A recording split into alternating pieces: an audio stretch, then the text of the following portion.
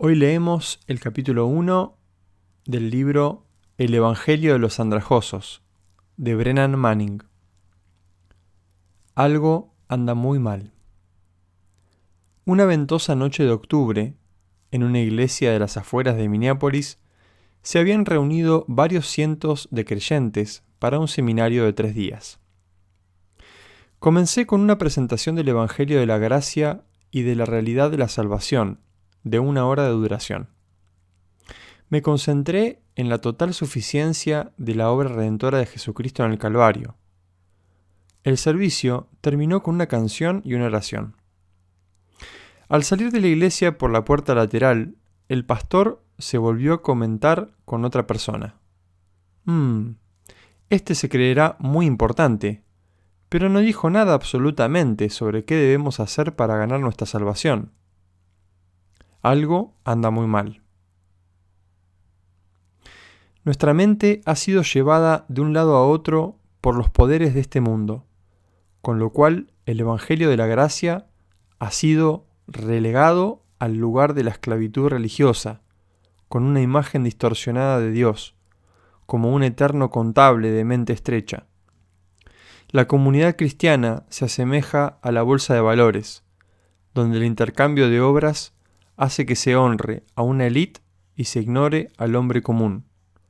Se amordaza al amor, se ata a la libertad, se etiqueta a la rectitud. La iglesia institucional se ha convertido en algo que hiere al sanado, en lugar de sanar al herido. Dicho sin ambagajes, la iglesia norteamericana de hoy acepta la gracia en la teoría, pero la niega en la práctica. Decimos que creemos que la estructura fundamental de la realidad es la gracia y no las obras, pero nuestras vidas refutan nuestra fe. Por lo general, el Evangelio de la Gracia no se proclama, ni se comprende, ni se vive. Muchísimos cristianos viven en la morada del temor, no en la del amor. Nuestra cultura ha hecho que sea imposible comprender la palabra gracia. Somos ecos de frases y dichos como nada es gratis, obtenemos lo que merecemos, ¿quieres dinero? Trabaja para ganarlo. ¿Quieres que te amen? Esfuérzate por merecer el amor. ¿Quieres misericordia? Demuestra que la has ganado. Haz con otros como los otros hacen contigo. Cuídate de los subsidios, de la gente en la calle, de las salchichas gratis en la escuela, de los estudiantes ricos con préstamos federales. Todo es un juego de engaños. Da a los otros lo que merezcan, pero ni un centavo más. Mi editora en Rebel me dijo que oyó decir a un pastor que hablaba con un niño: Dios ama a los niñitos buenos. Al oír sermones con un marcado énfasis en el esfuerzo personal, sin dolor no hay ganancias, tengo la impresión de que la moda norteamericana es la de la espiritualidad del hágalo usted mismo. Y aunque las Escrituras insisten en la iniciativa de Dios en la obra de salvación, que somos salvos por gracia, que nuestro amoroso Padre es todo amor, nuestra espiritualidad suele comenzar por nosotros y no por Dios. La responsabilidad personal ha reemplazado a la respuesta personal. Hablamos de adquirir virtud como si fuera una habilidad que puede conseguirse, como la buena letra o el buen swing en el golf. En las temporadas de penitencia nos enfocamos en sobreponernos a nuestras debilidades, librándonos de nuestras ataduras para alcanzar la madurez cristiana. Sudamos con los ejercicios espirituales como si pudieran llevarnos al estado musculoso del Charles Atlas cristiano. Aunque de la boca hacia afuera hablamos del Evangelio de la Gracia, muchos cristianos viven como si fuera únicamente la autonegación y la disciplina personal lo que puede moldear el yo perfecto.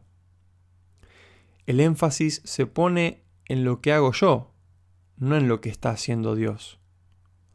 En este proceso tan extraño, Dios es un benigno y anciano espectador, sentado en la tribuna, que vitorea cuando aparezco temprano en la cancha. Transferimos la leyenda de Horacio Alger, del hombre que se hace a sí mismo a nuestra relación con Dios. Leemos en el Salmo 123, como los ojos de los siervos miran a la mano de sus señores, y como los ojos de la sierva a la mano de su señora.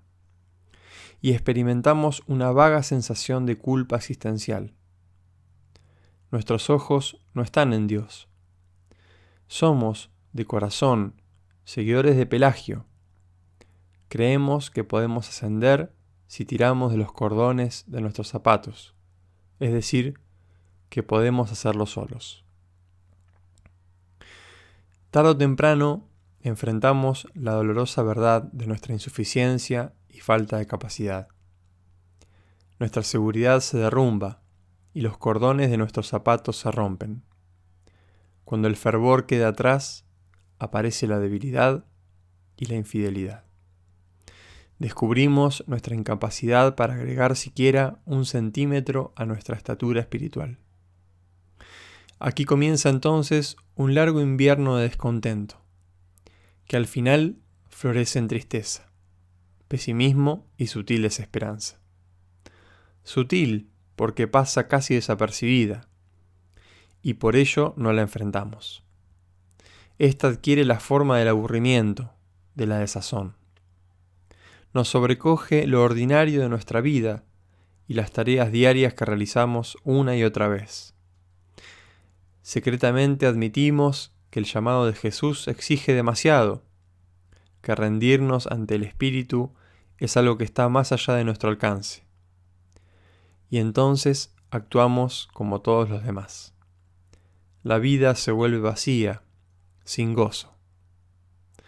Comenzamos a parecernos al protagonista de The Great God Brown, el gran Dios Señor Brown, de Eugene O'Neill. ¿Por qué temo al baile yo, que amo la música, el ritmo, la gracia, el canto y la risa?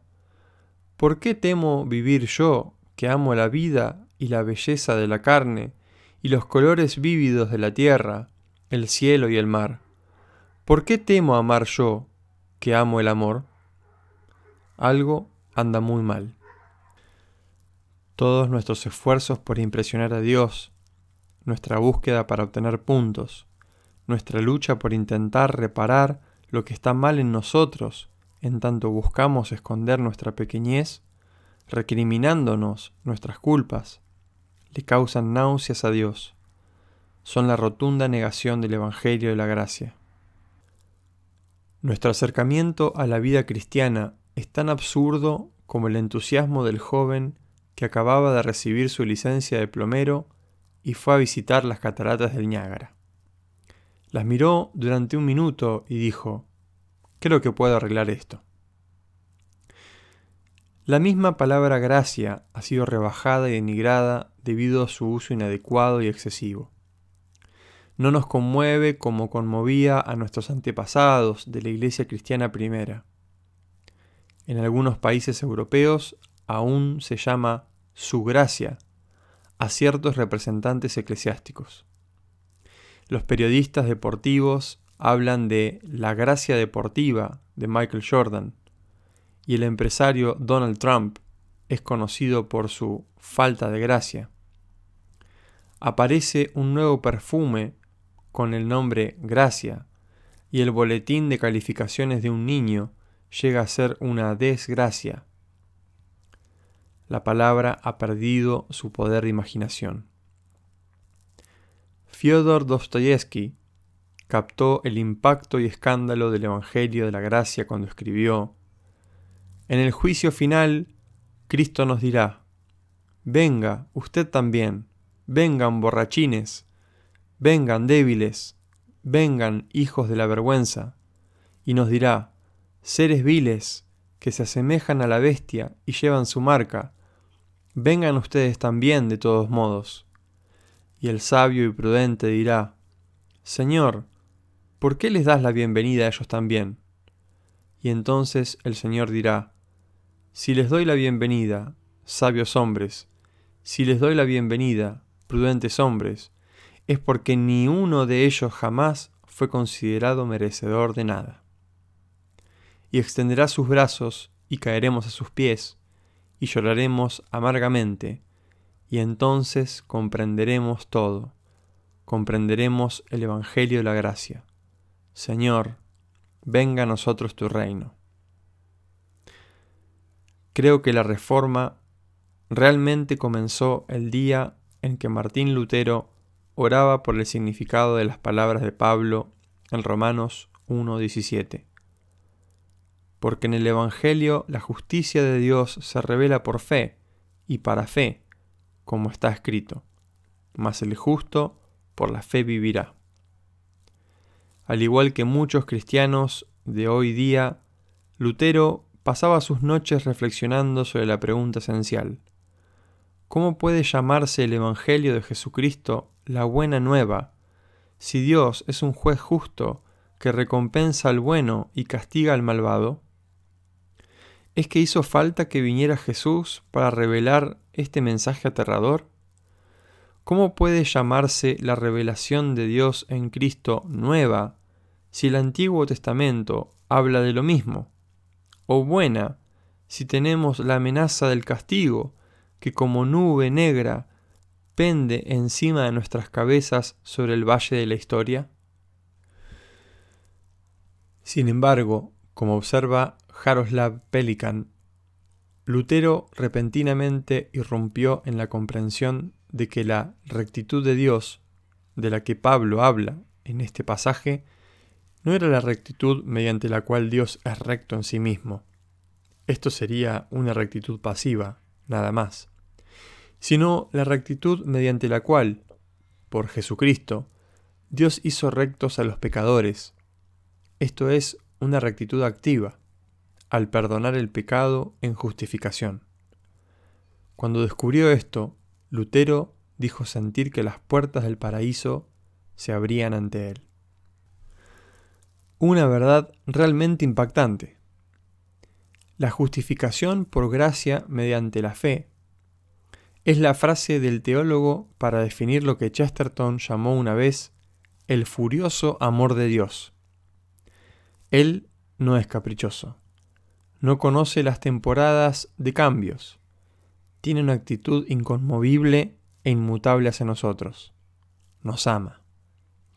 Él es el único Dios de quien el hombre ha oído decir que ama a los pecadores. Los dioses falsos, los fabricados por los seres humanos, desprecian a los pecadores. Pero el Padre de Jesús ama a todos, sin importar lo que hagan. Por supuesto, esto es casi increíble para nosotros. Sin embargo, la afirmación central de la Reforma se mantiene. No es por mérito propio, sino por su misericordia, que hemos sido restaurados a una relación correcta con Dios por medio de la vida, la muerte y la resurrección de su amado Hijo. Esta es la buena nueva, el Evangelio de la gracia.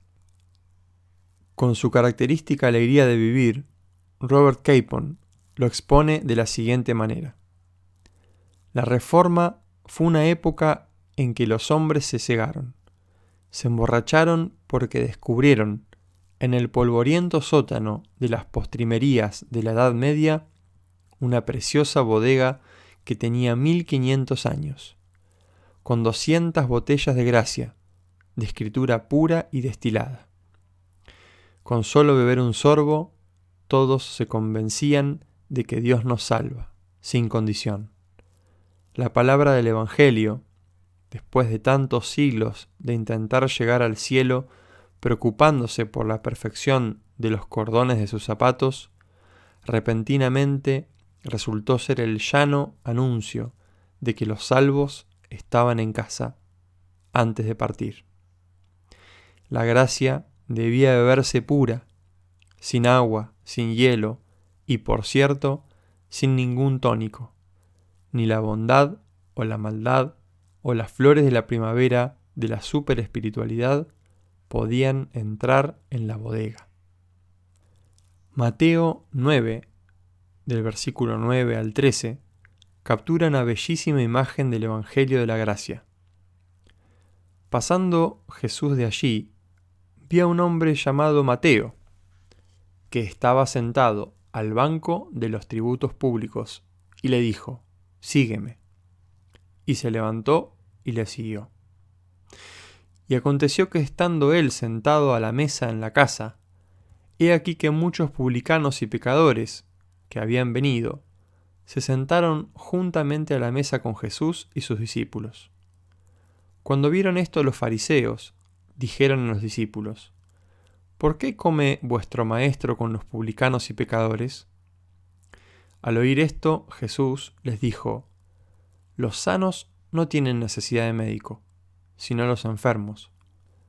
Id pues y aprended lo que significa: misericordia quiero y no sacrificio, porque no he venido a llamar a justos, sino a pecadores al arrepentimiento».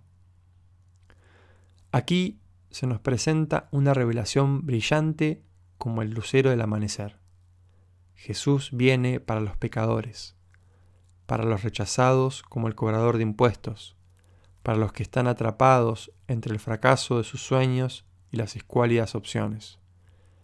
Viene para los ejecutivos, la gente de la calle, para las superestrellas, los granjeros, las prostitutas, los adictos, los agentes que cobran los impuestos, las víctimas de SIDA y hasta los vendedores de automóviles.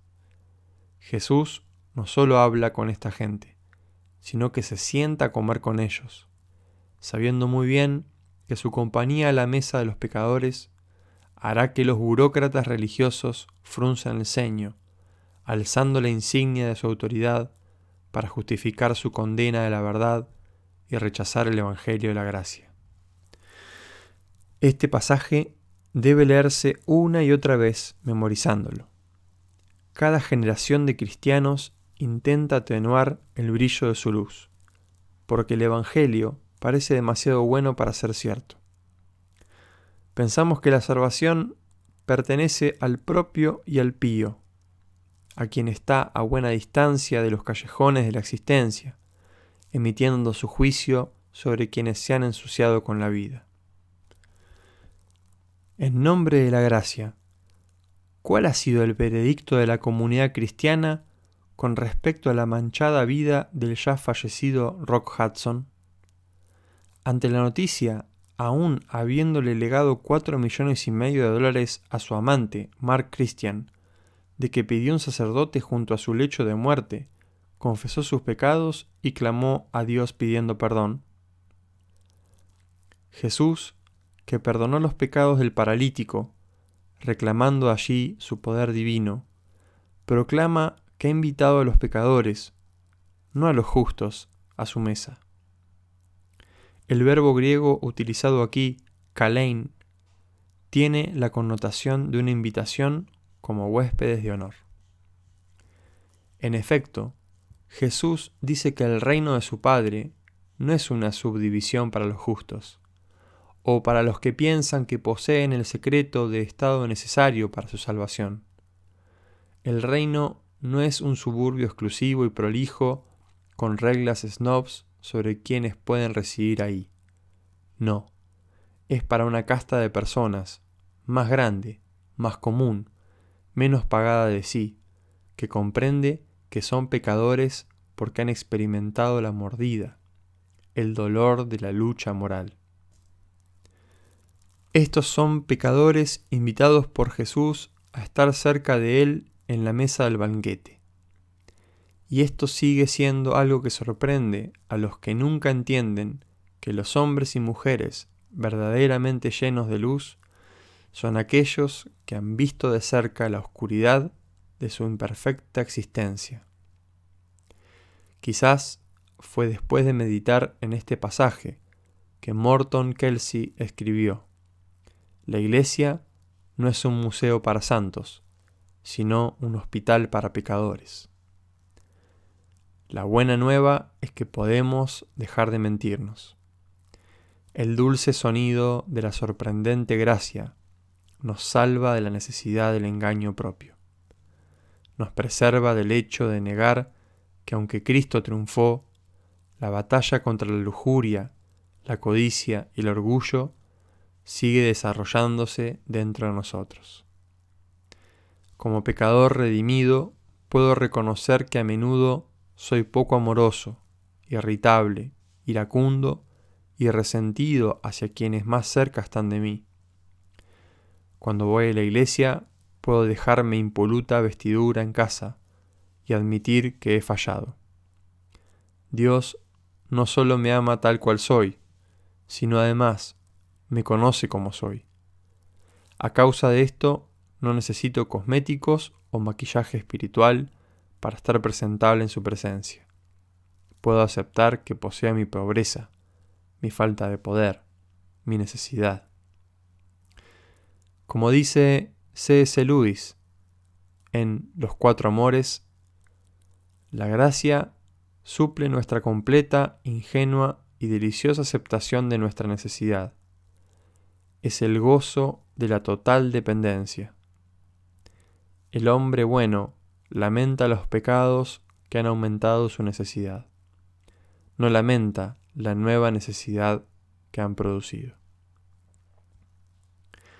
Al aceptar el Evangelio de la Gracia, algo comienza a funcionar excelentemente bien. Vivimos en verdad y realidad. Nos volvemos tan sinceros como el sacerdote de 92 años de edad, venerado por todos en su pueblo por su santidad. Él también pertenecía al Club Rotario. Cada vez que el club se reunía, estaba allí, puntualmente, y siempre ocupando su asiento favorito en un rincón de la sala. Un día el sacerdote desapareció. Parecía haberse esfumado. La gente del pueblo lo buscó por todas partes, pero no pudo encontrar ni rastros de él.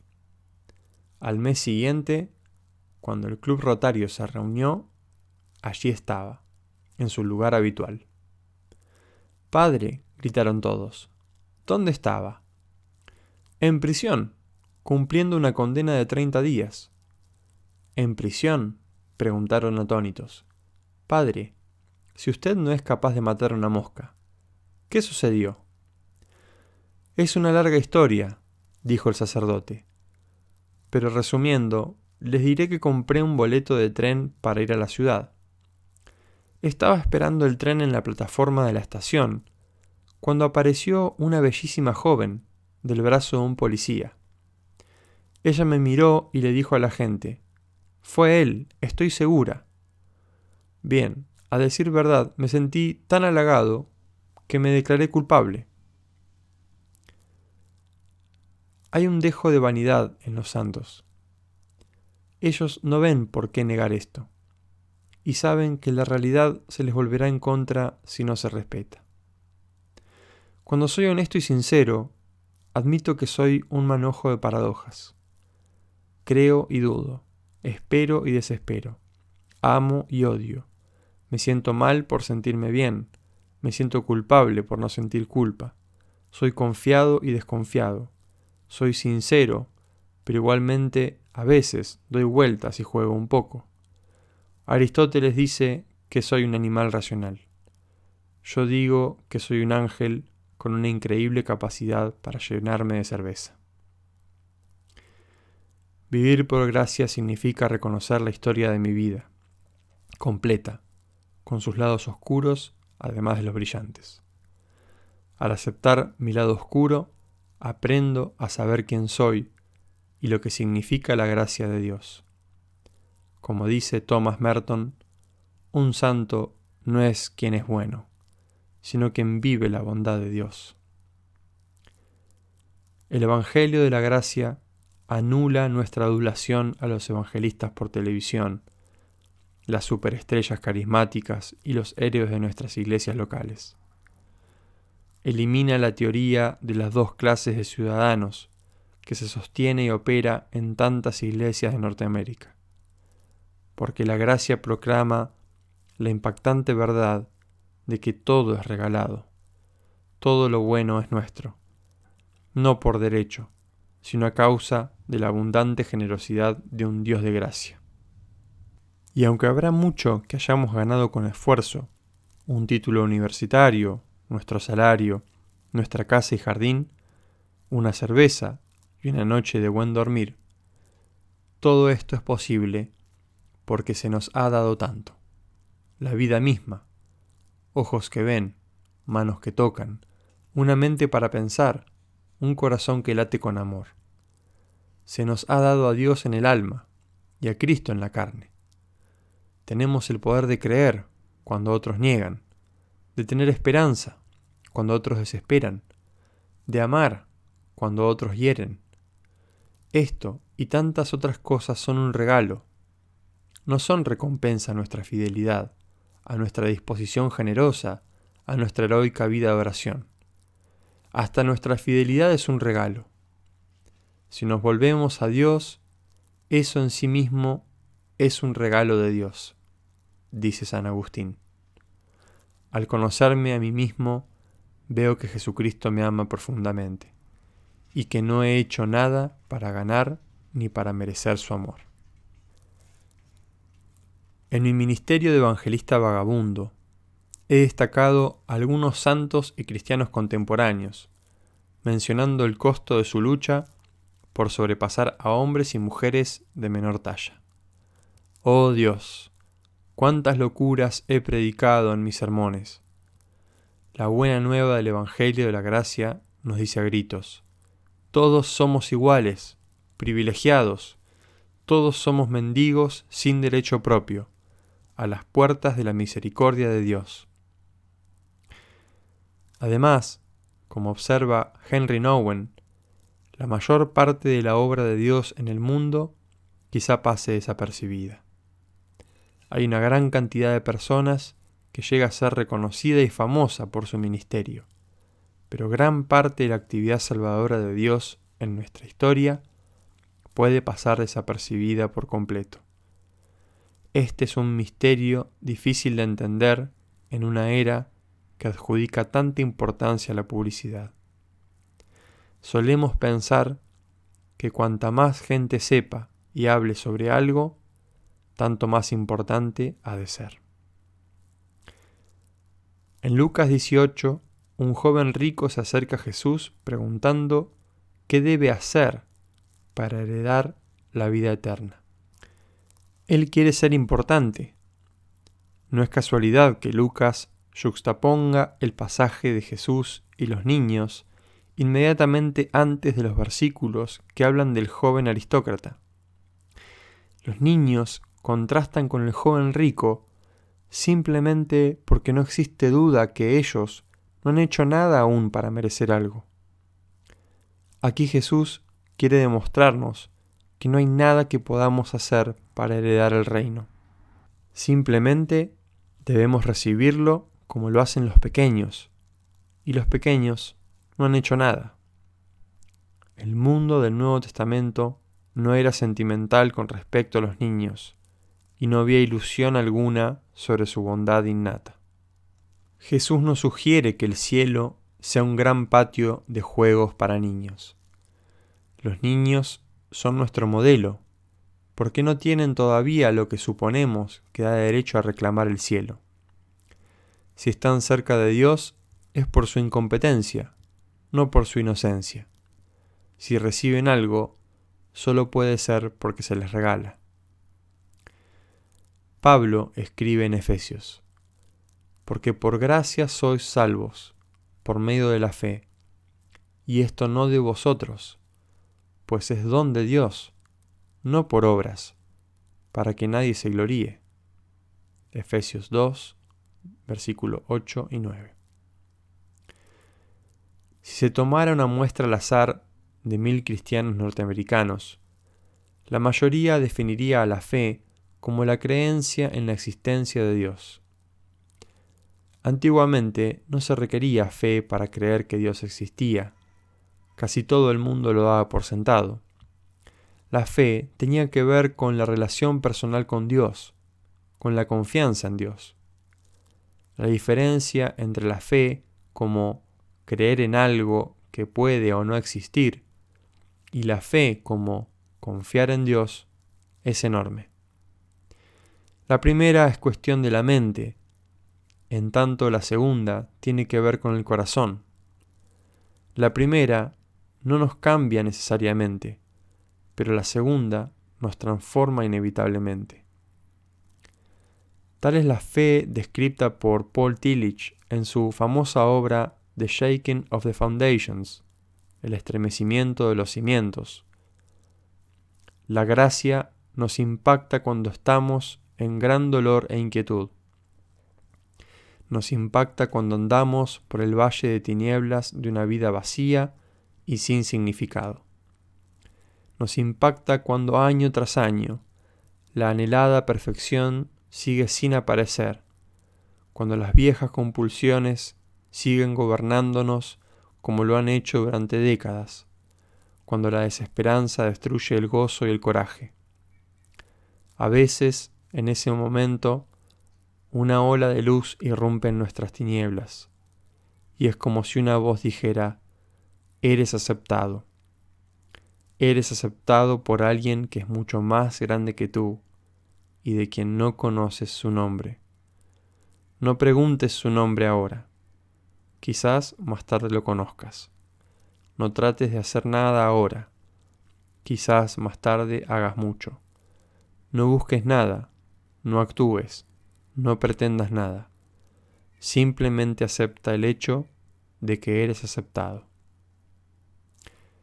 Si eso nos sucede, es que experimentamos la gracia. Y la gracia clama: no eres solamente un pobre y desilusionado viejo que pronto morirá, ni una mujer de mediana edad desesperada por un empleo que la tiene atrapada, ni un joven que siente que el fuego en su interior se está enfriando. Quizás seas inseguro, inepto, gordo o esté equivocado. La muerte, el pánico, la depresión y la desilusión pueden estar cerca de ti, pero no eres solo eso. Eres aceptado. Jamás confundas tu percepción de ti mismo con el misterio de que en verdad eres aceptado. Pablo escribe: y me ha dicho: bástate mi gracia, porque mi poder se perfecciona en la debilidad. Por tanto, de buena gana me gloriaré más bien en mis debilidades, para que repose sobre mí el poder de Cristo. Segunda de Corintios 12, versículo 9.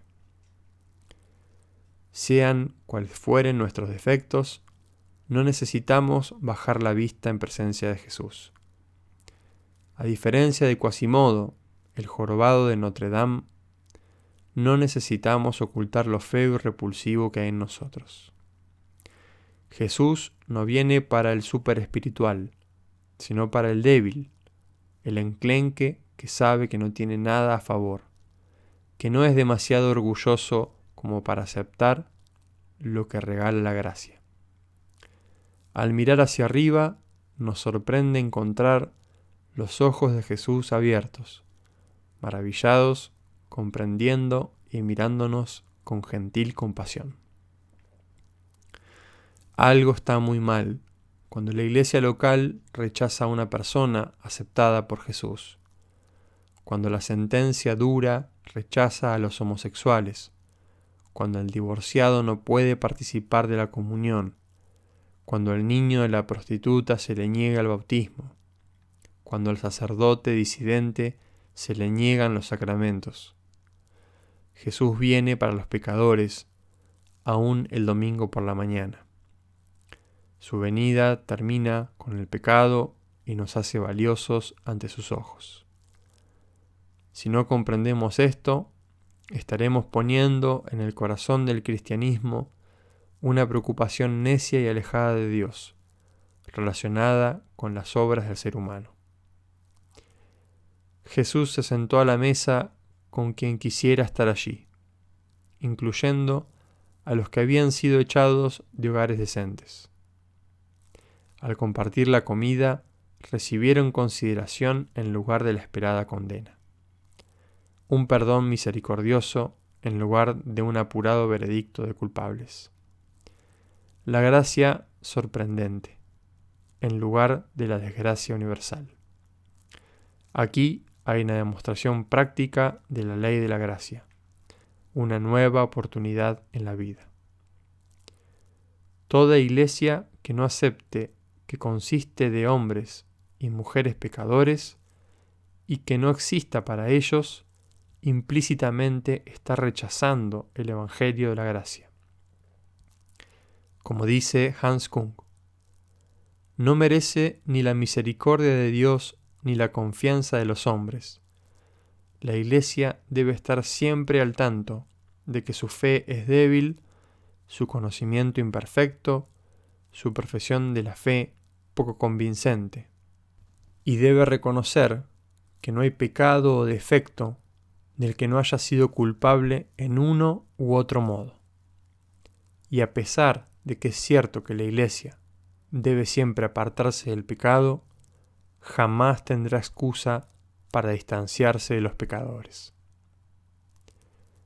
Si la Iglesia se considera demasiado perfecta, alejada de los defectos, de los no religiosos y los inmorales, ni siquiera puede justificar su entrada al reino de Dios. Pero si se mantiene permanentemente despierta ante su culpa y su pecado, podrá vivir en gozoso conocimiento del perdón. Se le ha prometido que todo quien se humille será exaltado. Cuenta la historia que un pecador conocido fue excomulgado y se le prohibió la entrada a la iglesia. Llevó su aflicción ante Dios. No me dejan entrar, Señor, porque soy pecador. A lo que Dios contestó, ¿de qué te quejas? Tampoco me dejan entrar a mí. A menudo vemos entrar el domingo por la mañana a gente con muletas, pecadores que aún no pueden descartar su falso apoyo y ponerse de pie con la libertad de los hijos de Dios. Pero su mera presencia en la iglesia un domingo por la mañana es la llamita de la vela que representa el deseo de mantenerse en contacto con Dios. Si soplamos y apagamos su vela, los sumergimos en un mundo de oscuridad espiritual. Hay un mito que florece en la iglesia de hoy, causante de un daño incalculable. Una vez que somos conversos, plenamente conversos. En otras palabras, una vez que acepto a Jesucristo como mi Señor y Salvador, aparece un futuro irreversible y libre del pecado. El discipulado será una historia de éxito inmaculada, la vida será una espiral ascendente hacia la santidad. Díganle eso al pobre Pedro, que después de profesar su amor por Jesús 3 veces, y después de recibir la plenitud del Espíritu en Pentecostés, seguía celoso ante el éxito apostólico de Pablo. Se me ha preguntado muchas veces, Brennan, ¿cómo es que te volviste alcohólico después de ser salvo?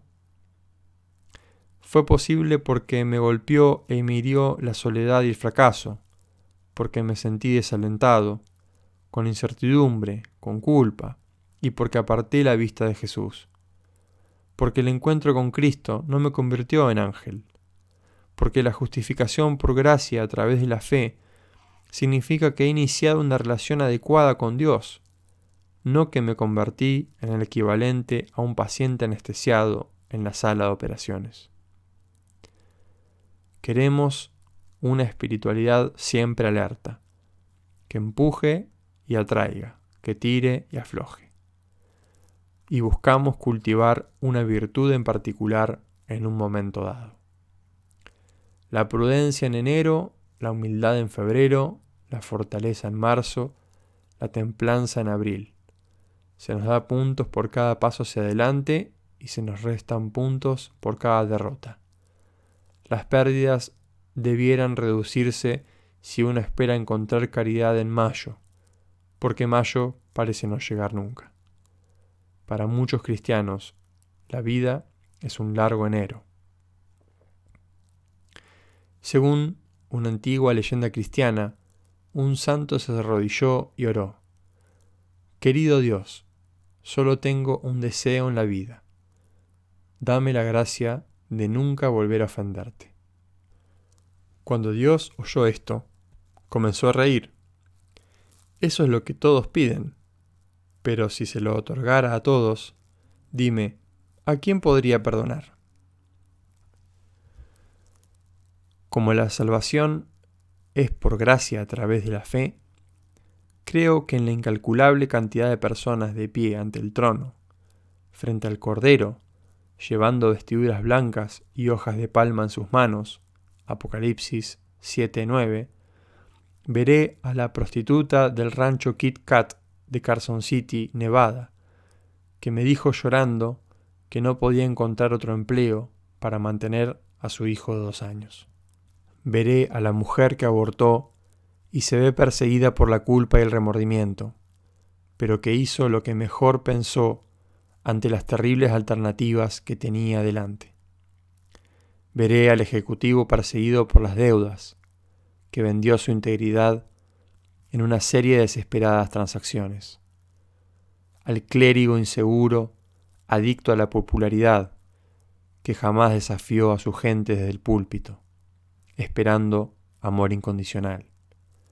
Al adolescente abusado sexualmente por su padre, que hoy vende su cuerpo en la calle y que cada noche antes de dormir susurra el nombre del desconocido Dios de quien le hablaron en la escuela dominical.